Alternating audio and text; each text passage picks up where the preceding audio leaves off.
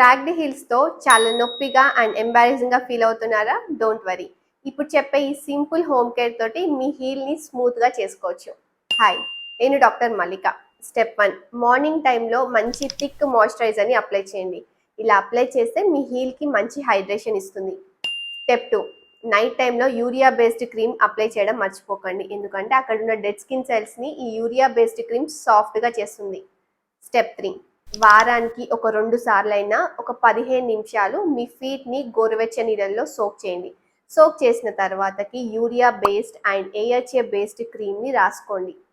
Step 4, cotton సాక్స్ని వేసుకోవడం మాత్రం మర్చిపోకండి, ఎందుకంటే ఇది వేసుకోవడం వల్ల అక్కడ ఉన్న హైడ్రేషన్ని లాక్ చేస్తుంది. And consistency is a key. ఇలా ప్రతిరోజు మీరు ఫాలో అయితే ఒక ఫ్యూ వీక్స్లో మీ హీల్ చాలా స్మూత్గా అండ్ సాఫ్ట్గా అవుతుంది. Hope you like this video. ఇలాంటి మరిన్ని హెల్త్ టిప్స్ గురించి please do like, share and subscribe my channel. Thank you.